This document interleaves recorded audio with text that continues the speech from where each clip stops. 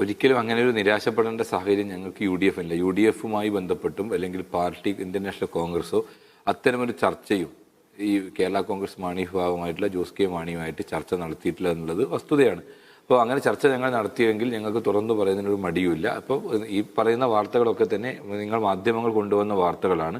യഥാർത്ഥത്തിൽ കേരള കോൺഗ്രസ് ഈ തെരഞ്ഞെടുപ്പോടുകൂടി നമ്മുടെ ലോക്സഭാ തെരഞ്ഞെടുപ്പിന് ശേഷം നടന്ന ഈ ലോക്കൽ ബോഡി തെരഞ്ഞെടുപ്പോടുകൂടി വളരെ ആശങ്കയിലാണ് എന്ന് നമുക്കെല്ലാവർക്കും അറിയാം. ഇപ്പോൾ കേരള കോൺഗ്രസിന് ഇന്നലകളിൽ ഉണ്ടായിട്ടുള്ള എല്ലാ പ്രതാപവും ഈ തെരഞ്ഞെടുപ്പിൽ ഇടതുപക്ഷത്തിൻ്റെയോടൊപ്പം നിന്നതിൻ്റെ ഭാഗമായി നഷ്ടപ്പെട്ടു എന്നുള്ള ബോധ്യം അതിനകത്ത് നിൽക്കുന്ന ബഹുഭൂരിപക്ഷം നേതാക്കന്മാർക്ക്, ശ്രീ ജോസ് കെ മാണി ഉൾപ്പെടെ നേതാക്കന്മാർക്ക് ഉണ്ട് എന്നുള്ളത് യാഥാർത്ഥ്യമാണ്.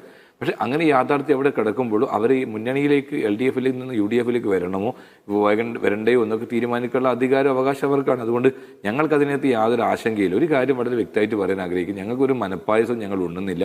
ഈ വരുന്ന തെരഞ്ഞെടുപ്പിൽ കേരളത്തിലെ അരിയാഹാരം കഴിക്കുന്ന ആളുകൾക്കറിയാം പിണറായി വിജയനെതിരെയുള്ള ശക്തമായ ഈ സർക്കാരിനെതിരെയുള്ള ജനകീയ വികാരം ഈ നാട്ടിനകത്തുണ്ട്.